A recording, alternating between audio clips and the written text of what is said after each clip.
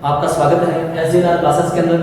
और इसके माध्यम से हम आपको मैथ के बहुत सारी जानकारी देने वाले हैं, जिसके माध्यम से आज हम ट्रिग्नोमेट्री को स्टार्ट करने वाले हैं। और ये जो मैथ्स के टॉपिक्स हैं सबसे टफ माने जाते हैं, लेकिन इनकी तैयारी के लिए आपको पटवारी, बैंक, SSC की तैयारी के लिए सारे क्वेश्चंस और सारे सूत्र ट्रिक बाय ट्रिक आपको करवाए जाएंगे। और इसे जानने के लिए और इसे अच्छी तरह से आप करने के लिए अपने कॉपी के अंदर जो आज मैं करवाने वाला हूँ फॉर्मूलेज, तो उनको अच्छी तरह से कॉपी में जैसे जैसे मैं आपको बता रहा हूँ वैसे वैसे नोट करते रहें। और इसके लिए सबसे पहले आप अपने दोस्तों को और खुद भी अपने चैनल SGNR क्लासेस को सब्सक्राइब करें, जिसके माध्यम से आपको बहुत सारी मैथ्स की जानकारी मिल सकती है। ट्रिग्नोमेट्री को स्टार्ट करते हैं। और देखो, ट्रिग्नोमेट्री शब्द जो अंग्रेजी का अर्थ है ट्रिग्नोमेट्री, और हिंदी में इसको कहते हैं त्रिकोणमिति, जिसको कि अपने त्रिकोणमिति हिंदी में कह देते हैं, लेकिन पता किसी भी बच्चे को नहीं होता कि त्रिकोणमिति है क्या चीज।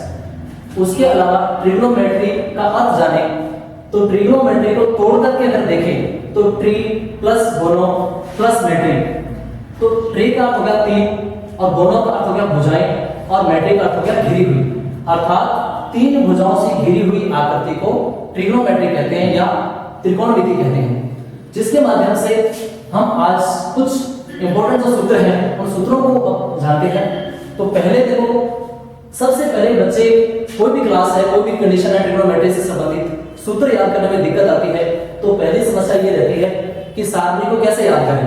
तो सारणी को याद करने की आपको कुछ शॉर्ट ट्रिक्स दिए जा रहा हूं, वो ध्यान दें कि जैसे आपने सारणी अगर बनानी है तो सबसे पहले आप लिखोगे किसी भी डिजिट को 0 1 2 3 4 चार तक लिख लिया, ओके।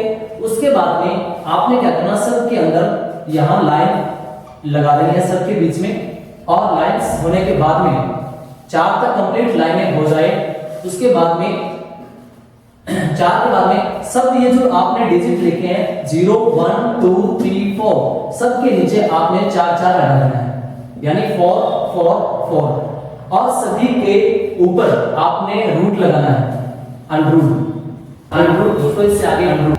यहां से अपने जैसे अपने स्टार्टिंग में लिखा 0 1 2 3 4, और सबके बटा के अंदर या अपॉन में चार चार लगा दिया, सबके साथ अनरूट हो गया। उसके बाद में यहां पर अपने लिखते हैं साइन, कोस, टेन, कोट, सेक और कोसेक, यहां तक हो गया। उसके बाद में देखो जी, साइन, अगर हम यहां से इस चीज को साइन की लाइन को रट्टा नहीं मारना, सिर्फ अपने ट्रिक से याद रखना है कि जैसे हमने जो 0 4 लिखा है, 0 में 4 से डिवाइड करते हैं तो 0 आता है, और 0 का रूट हमेशा 0 होता है। उसके अलावा एक का रूट, एक को अगर रूट से बाहर निकालेंगे तो 1, 4 को रूट से बाहर निकालेंगे तो 2। वही बात 2/4 है, तो 2/4 को दोस्तों ऐसे 2/4 ऐसे बनाते हैं कि 2 एकम 2, 2 दूनी 4, तो 1 को तो रूट से बाहर निकाल सकते हैं, लेकिन रूट 2 को बाहर नहीं निकाल सकते, 1/√2। उसके अलावा √3/4, तो √3 जो है इसको तो हम वैसा का वैसा ही रखेंगे, लेकिन 4 को रूट से बाहर निकाल सकते हैं, सो √3/2। अब रह गया लास्ट वाला 4/4, तो 4/4 के अंदर 4 में 4 का भाग देते हैं तो 1 आता है, 1 को रूट से बाहर निकालते हैं तो 1। तो दोस्तों इस प्रकार साइन की लाइन अपनी कंप्लीट होती है। साइन 0 की वैल्यू 0, साइन 30 का मान 1/2, साइन 45 का मान 1/√2, और साइन 60 का मान √3/2, और साइन 90 का मान 1। अब दोस्तों इसके बाद में साइन, देखो जैसे कि अपने आसपास में पड़ोस में होते हैं, तो पड़ोसी के साथ अच्छी नहीं बनती बल्कि दूसरों वालों के साथ अच्छी बनती है। तो उसी प्रकार साइन की दोस्ती कोसेक के साथ है, साइन ने दोस्ती की कोसेक के साथ, कोस ने दोस्ती की है सेक के साथ। साइन ने जब दोस्ती कर ली तो कोस ने सोचा कि मैं भी दोस्ती कर लूं, सो उसने सेक के साथ दोस्ती कर ली, और बीच में रह गए टेन और कोट, इन दोनों ने आपस में दोस्ती कर ली। उसके बाद में देखो साइन की दोस्ती किसके साथ थी, कोसेक के साथ, तो साइन के पास 0 है तो यहां पर आपने डबल 0 करना, कहने का मतलब अनंत, जो अपरिभाषित है। उसके बाद में 1/2 है तो यहां पर आपने 2/1, यानी 2 में 1 का भाग देंगे तो वापिस 2, 1/√2 का √2/1, √3/2 का 2/√3, और 1 का उल्टा सीधा हमेशा 1 ही होता है, सो 1। अब उसी प्रकार हम कोस की लाइन को ज्ञात करते हैं। तो कोस में देखो जी, आपस में इन दोनों की दुश्मनी रहती है। तो कहता है कि मेरे पास 0 है, तो ये कहता कोस वाला कि तेरे पास 0 है तो मेरे पास 1 है, यानी लास्ट की डिजिट को उठा करके यहां ले आए। ये पूरी की पूरी एज इट इज यहां पे लगा दी। उसके बाद में 1/2 और फिर 1/2 और फिर 0। उसी प्रकार दोस्तों लास्ट वाला जैसे कोसेक है तो इनकी भी आपस में दुश्मनी है। सो 1 को उठा करके हमने यहाँ पे लगा दिया, 2/√3 यहाँ पे, और उसके बाद में √2/1 और फिर ये 2/1 और फिर रहेगा अनंत। इस प्रकार से दोस्तों अपने साइन, कोस, सेक और कोसेक की लाइनें जो है कंप्लीट होती है। इनके मान आसानी से अपने किए जा सकते हैं। उसके बाद में tan का मान अगर अपने फाइंड करते हैं, tan का मान अगर हम ज्ञात करते हैं तो देखो tan के लिए एक फॉर्मूला होता है sin बटा कोस, अर्थात tan का मान जो भी हम ज्ञात करेंगे तो sin के मान में कोस के मान का भाग दे देंगे। जैसा कि इसने लिखा ऊपर 0/1, तो जब 0 में 1 का भाग देते हैं तो आंसर 0 आता है, सो यहाँ पर 0। उसी प्रकार 1/2 में √3/2 का भाग देना है। तो कहते हैं कि भिन्न में जब भिन्न का भाग देते हैं, भिन्न में जब भिन्न का भाग देते हैं तो ऊपर वाली डिजिट तो सेम लिखी जाती है और नीचे वाली डिजिट पलट दी जाती है। तो 2 ऊपर और √3 नीचे, 2 से 2 कैंसिल आउट हो गया। सो दोस्तों बचा 1/√3, तो यहाँ पर आ गया 1/√3। सिंपल सा तरीका है कि नीचे वाली डिजिट से नीचे वाली डिजिट कट रही है, ऊपर 1 नीचे √3, तो 1/√3। उसी प्रकार दोस्तों आगे √2 से √2 कट गया है, 1/1 यानी 1। उसके बाद में 2 से 2 नीचे वाले कट गए, सो बच गया √3/1। तो √3/1 लगाने की जरूरत नहीं है। अब दोस्तों देखो 0 में हमने 1 का भाग दिया तो 0 आया था, तो वही बात है 1 में अगर 0 का भाग देंगे तो यहां पर आएगा अपरिभाषित। उसी चीज को अब हमने दुश्मनी की बात पहले की थी कि साइन और कोस आपस में दुश्मन थे, साइन का फ्रेंड कोसेक था। उसी प्रकार tan और कोट आपस में दुश्मन है। सो tan की जो लाइन कंप्लीट हुई तो कोट वाली लाइन का के लिए अनंत यहां से अपने यहां पे ले आए और √3 का मान यहां पर, और 1 का उल्टा सीधा 1 और 1/√3 का 1/√3 और 0 का 0। तो दोस्तों इस प्रकार से अपनी ये सारणी जो है कंप्लीट होती है।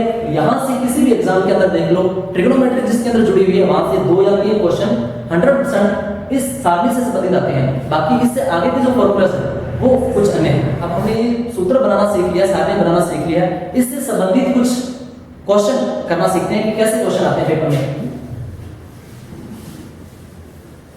अब पेपर में जो क्वेश्चन आते हैं वो जैसा कि क्वेश्चन लिखा होता है sine 60 degree plus cos 30 degree, question mark option कुछ भी दे रखे हो।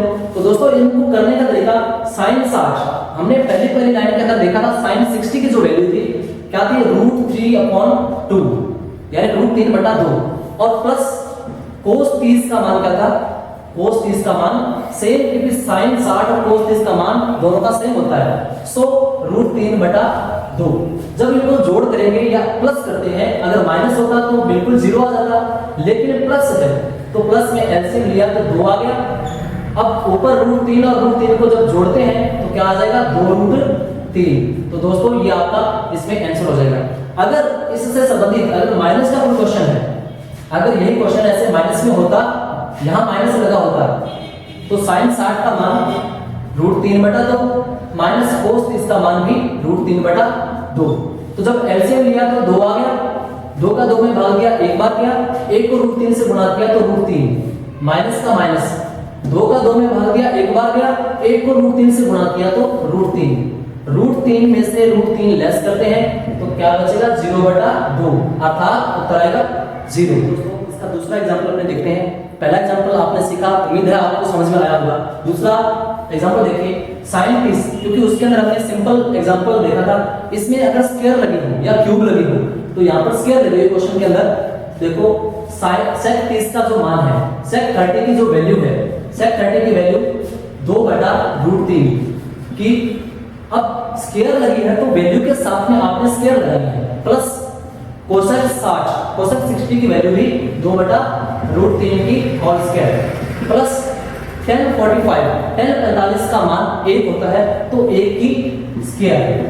अब दोस्तों आगे देखो, अब 2 की स्क्वायर क्या होती है 4, √3 को √3 से गुणा करेंगे तो 3 बाहर आ जाएगा। कहने का मतलब रूट वाली संख्या को रूट वाली संख्या से गुणा करते हैं तो रूट खत्म हो जाता है। सो प्लस 2 की स्क्वायर 4 और √3 की स्क्वायर 3 प्लस 1/8 क्योंकि 1 है बाद में लास्ट में। अब दोस्तों इनका एलसीएम लेते हैं तो एलसीएम आ गया 3। अब यहां से अपने पास 4 और 4 8, यानी 4 + 4 + 1 का भाग गया 3, 3 एकम 3, तो 4 और 4 8, 8 और 3 11/3 ये इसका आंसर होगा, यानी ये इनका जोड़ है। तो दोस्तों इस प्रकार के एग्जांपल्स हम आगे और भी आपको देते रहेंगे। इससे आगे के जो संबंधित क्वेश्चंस हैं जो सिद्ध करने वाले हैं और जो थीटा वाले क्वेश्चंस आते हैं और जो ऊंचाई दूरी से संबंधित क्वेश्चन है, पेड़ वाले क्वेश्चन है, सड़क वाले क्वेश्चन है, एक नदी को क्रॉस करने वाले क्वेश्चन है, इन क्वेश्चनों के बारे में बहुत सारे आपको नेक्स्ट वीडियो के अंदर हम जानकारी देंगे। और अपना जो चैनल है SJLR क्लासेस, इसको आप सब्सक्राइब करें, जिसके माध्यम से आप लोग बहुत सारी जानकारी आप मैथ्स के अंदर लेते रहेंगे। सो हम इस माध्यम से रेलवे, LDC और बैंकिंग इनसे संबंधित क्वेश्चंस आपको टाइम टू टाइम देते रहेंगे। So thank you.